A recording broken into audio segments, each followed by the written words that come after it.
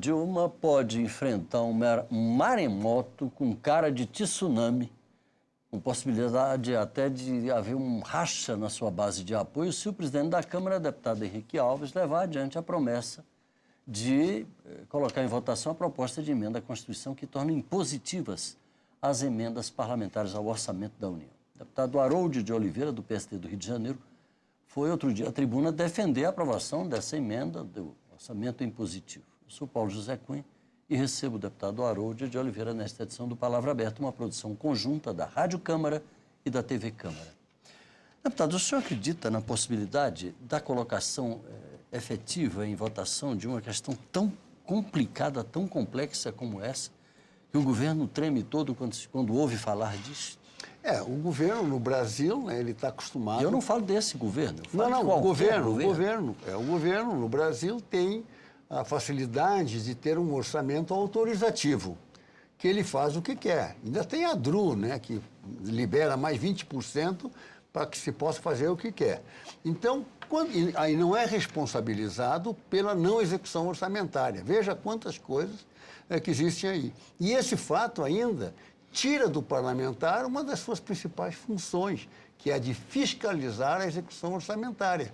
O parlamentar não tem como fiscalizar um orçamento que muda todo dia pela vontade do Executivo. Essa é uma realidade. Porque não há lei de responsabilidade fiscal para o governo federal. Para o governo. Tem que ter uma lei de responsabilidade para o governo para responsabilizá-lo criminalmente pela não execução do orçamento, claro. Essa coisa. Então, esta função parlamentar foi para a vala. O parlamentar não fiscaliza a execução orçamentária e sequer elabora o orçamento. Ele participa numa comissão mista aqui do Senado, mas não é uma elaboração orçamentária a partir dos projetos, da definição dos serviços na ponta, dos empréstimos que tem dívida, que tem que pagar, dos custos financeiros. Não é. Não é. Então, esse orçamento é um orçamento totalmente frouxo. E a liberação das emendas é sempre acusada de ser feita de forma a apenas permitir uma troca política. Nesse orçamento, uma negociação veja política. O que acontece. Toma lá da cá. Eu libero a emenda desde que você vote isso e aquilo. Essa é uma outra realidade triste que, no fim, impacta os parlamentares. Os parlamentares têm compromissos com prefeituras e instituições dos seus estados, né? Compromissos de levarem recursos, que é reconhecido dentro do orçamento e é fixado todo ano um percentual do orçamento para os parlamentares. Com isso, dá um instrumento ao Executivo para, através de contingenciamento, ele poder negociar, segundo as conveniências políticas do governo, a liberação dessas emendas. Então, desgasta o parlamentar na sua base, porque ele alocou recursos para a prefeitura, e a prefeitura depois não vai ter aquele recurso. Então, a ideia que o presidente Henrique Eduardo Alves está defendendo, e com muita propriedade, no meu entendimento, é que se torne impositivo esse orçamento. Emenda aprovada, emenda liberada. Emenda aprovada, ela será obrigatoriamente liberada depois que cumprir os trâmites, naturalmente, porque tem projetos, da prefeitura e tal, mas será liberada. Não será contingenciada. Agora, deputado, eu falei até exageradamente de tsunami, porque os governos, como eu disse, tremem quando se fala dessa possibilidade, porque ele perde um poder muito grande e muito forte de barganha com uma medida desse tipo. Ainda assim, o senhor acredita na viabilidade da aprovação de uma emenda constitucional que permita essa impositividade das emendas? Eu acredito no compromisso do presidente da Câmara dos Deputados, Henrique Eduardo Alves. Por quê? Ele se comprometeu antes de ser eleito e reafirmou várias vezes, depois de ter assumido a presidência, de que nesse semestre ainda ele vai colocar esta lei para tornar já impositivo o orçamento, no caso das emendas, para este ano. Então, eu acredito, eu não tenho por que não acreditar, até porque ele está cumprindo aquilo que ele comprometeu. Agora, deputado, não existe também a possibilidade desse maremoto tomar corpo e se começar a propor abertamente a impositividade de todo o orçamento, a aplicação de todo o orçamento? Esse é o grande sonho. Esse é o grande sonho, Paulo José. Você imagina a gente fala muito em reforma política, acaba caindo lá na reforma eleitoral, né? Eleitoral de interesse de algum partido. Porque o que se chama hoje de reforma política, na realidade, se fala de reforma eleitoral. São 3 ou 4 itens que têm que ser feitos, têm que ser abordados e resolvidos para fazer uma reforma política. Um deles, e talvez um dos mais importantes, é o estabelecimento de orçamento impositivo, para restaurar as funções parlamentares de fiscalização, de elaboração de orçamentos, etc. O outro é o Pacto Federativo, para restabelecer justiça na distribuição do bolo, que, afinal de contas, vem da população para a União. E hoje a União está com a parte do leão. E a outra grande reforma que eu acho que seria necessária realmente é uma reforma político-partidária. Tem que ser feita. Sem falar ainda, porque eu foco muito na atividade do parlamentar, na importância que é restabelecer ao parlamentar a sua responsabilidade por legislar, que hoje ele não legisla. Hoje quem faz as leis é o governo federal. Manda para cá as medidas provisórias. As medidas provisórias, até o Supremo deu uma decisão lá e obrigou a que fosse feita numa comissão mista.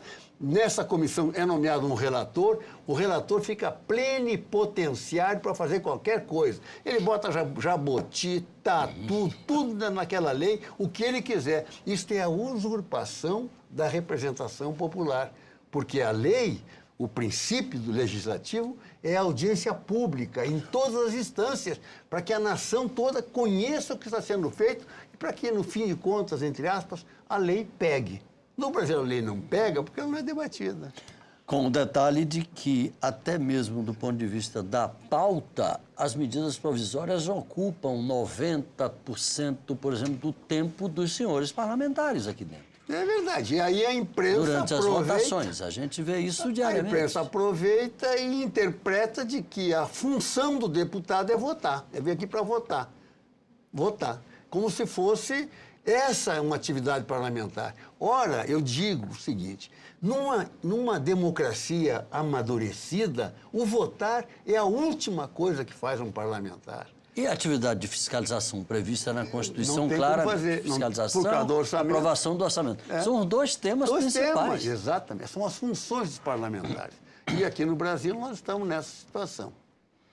Na opinião do senhor, então, a gente consegue avançar do ponto de vista dessa questão, principalmente dessa que Olha, eu tenho muita esperança. O presidente Alves já prometeu? Eu acho que essa que impacta diretamente os parlamentares, ele vai ter muita condição realmente de fazer aprovar.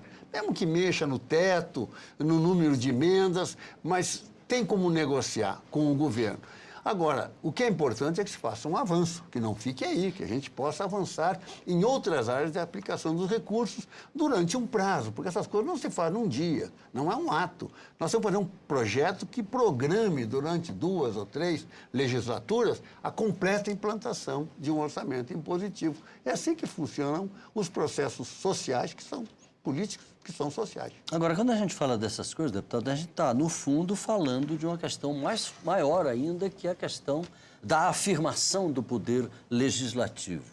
Hoje muito abafado pelo poder executivo. Não, hoje muito desmoralizado por todos os fatores. Como é que o senhor entende que a marcha para a retomada dessa importância do legislativo deve seguir? Seria essa. Olha, o orçamento impositivo, restar uma função importante do parlamento, a questão das medidas provisórias, nós limitarmos mais essas medidas provisórias para que elas não tenham essa possibilidade do relator substituir o Congresso inteiro e colocar ali o que ele quer, dentro da mesma lei, que não tem nada a ver, não é texto conexo com o mérito da lei que vem de lá. Então, isso é uma questão importante.